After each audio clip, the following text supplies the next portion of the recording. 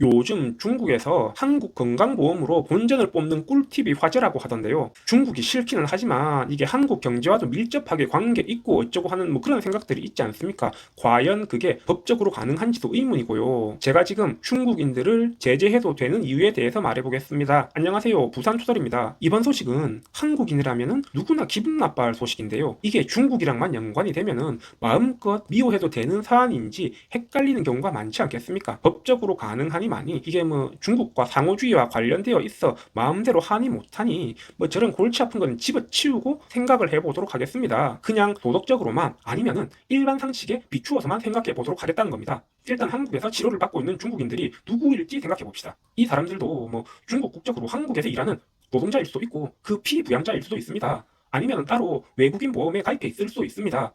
이 사람들이 한국에서 치료를 받는 건 한국 건강보험을 이용하고자 하는 걸 테니까요. 벌써부터 제가 정말 싫어하는 법적으로는 아무 문제가 없는 그런 상황이 나왔습니다.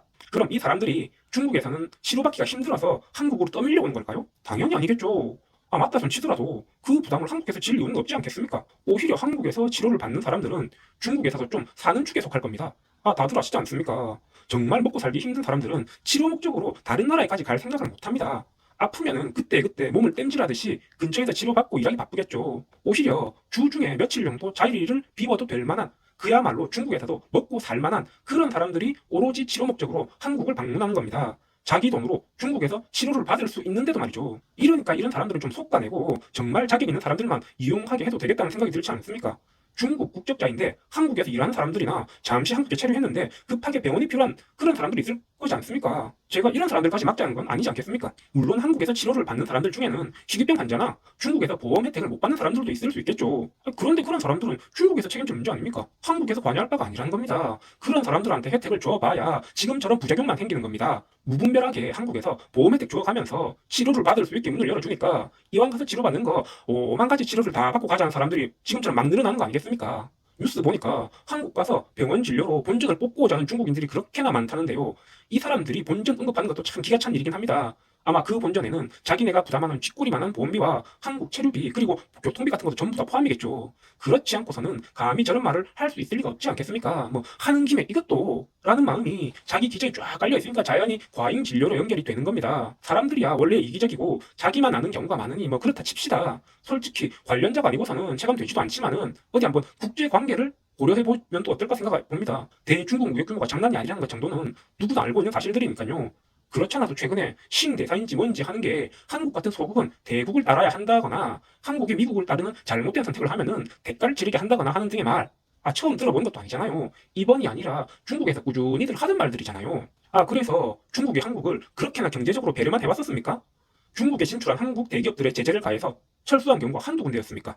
힘 있는 한국 대기업들한테도 도저히 견디지 못할 정도의 갑질을 해대는데 중국에 진출한 중소기업들한테는 얼마나 가혹하게 대했을지는 감도 제대로 잡히지 않습니다. 한국에서 중국인들 계속 치료받게 해줘봐야 더 호구로만 보지 않겠습니까? 계속 중국인들한테 보험 혜택 줘봐야 이미 한국 기업들한테 할 수 있는 불이익은 다 주고 있지 않습니까? 물론 지금까지 혜택을 주고 있던 사소한 영역을 폐지하거나 하면은 더 큰 제재를 가해올지도 모릅니다.